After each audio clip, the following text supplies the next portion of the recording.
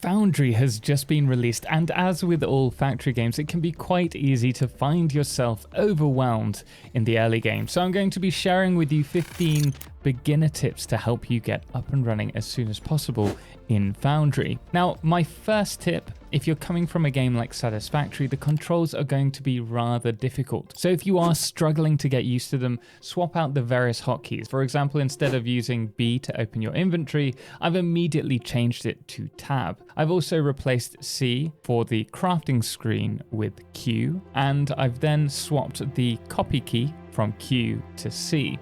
On the whole, this now feels much more natural to me, and doing this will help you to focus on playing the game instead of playing with the controls. Secondly, when it comes to harvesting resources in Foundry, you'll need to place the drone miner on powered foundations to run. When you're placing this, you can actually see how much of the resource can be harvested by your drones based on how close it is to the node. So cover as much of the node as possible.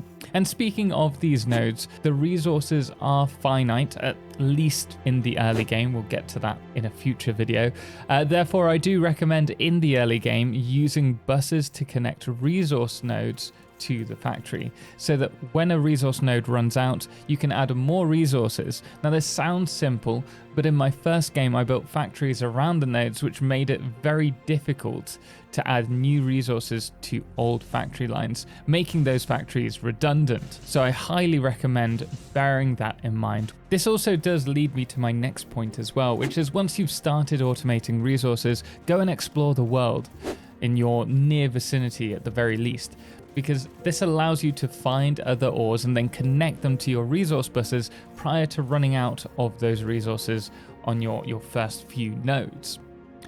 Now, as you explore, you're going to notice on the map 3 different elements. There's a dark opaque shroud over the unexplored area, then there's a slightly translucent fog area between the explored area and the shroud. This is your unscanned area. So if you want to find resources, you're going to have to use your scanner to see where the nodes are.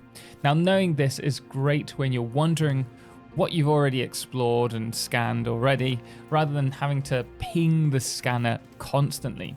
You can also right-click on the map to add waypoints, which can be named to your choosing, and you can hide them as well should you wish. This can be great for giving yourself little objectives or ideas for where you want a certain factory.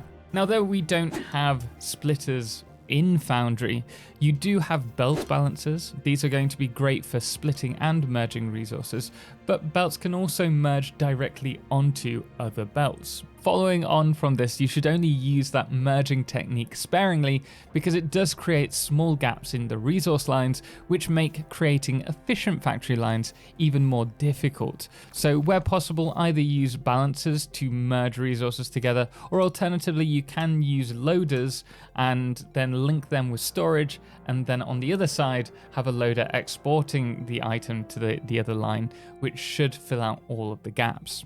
Now, it's also easy to forget, but we do have 3 hotbars in the game. By default, you can use the tab button to swap between them, or if you've replaced the tab key like myself, you can use the left control and then tap tab to cycle. Now, I tend to keep logistic items like conveyors on one list, then on the other one I'll have whatever I'm using at that moment in time, and then on the third one it'll be buildables that I often use. I mentioned earlier changing my controls so that copy was set to C. Now, similar to Satisfactory, there is an eyedropper tool. So if you do have the item that you're looking at in your inventory, you can press the default button Q to bring up the blueprint of the item you've copied, or if you changed it like myself, it would be the C key.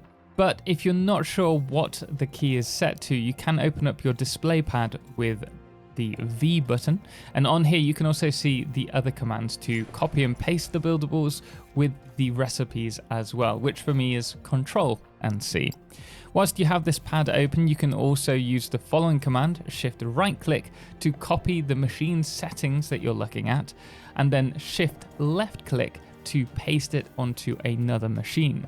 With all factory games, you can get far in the game by manually crafting. However, the sooner you set up automated lines and send resources to the storage, the better. It doesn't have to be efficient, but having a little being produced constantly will save you time later on. Also, as you can build and craft at the same time, there's no harm in crafting whilst you're building. Just don't rely on it for everything you do in game.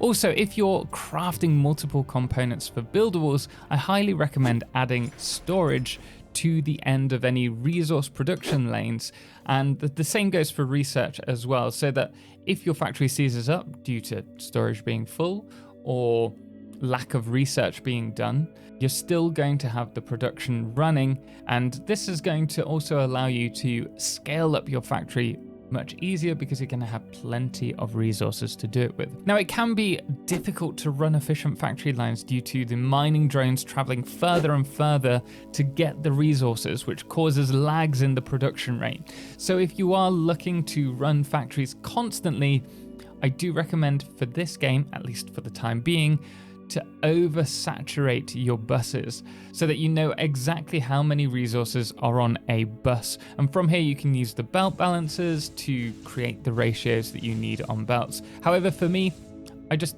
prefer, on the whole, oversaturating everything until at least we get some better control over resources in this game later in development. Now, when you first get started, you'll also be using biomass burners to generate power through foundations. However, these require hand feeding. As such, I recommend pushing to burner generators as soon as possible in the technology tree.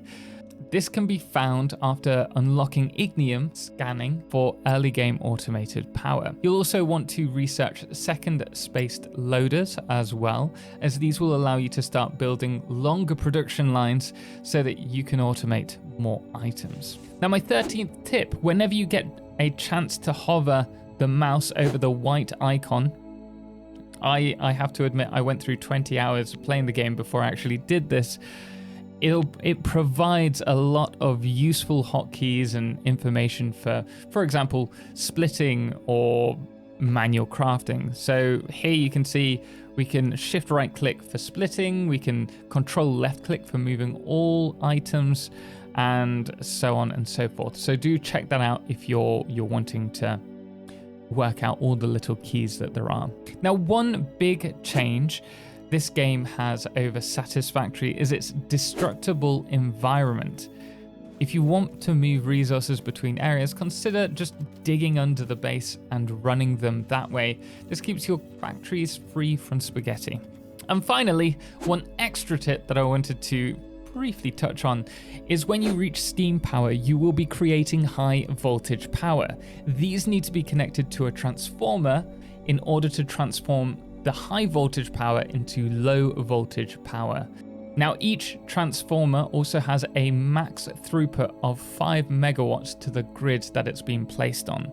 So this is quite a lot of power, but if your factory on a given grid surpasses this, you're going to find that you're going to need to use multiple transformers or larger transformers in order to power the grid. Thankfully, when you have the transformers built, you can see the power grid information as shown here, which is relatively simple to understand. Here we have 6 steam turbines and 2 solar power panels producing 13.6 megawatts of power.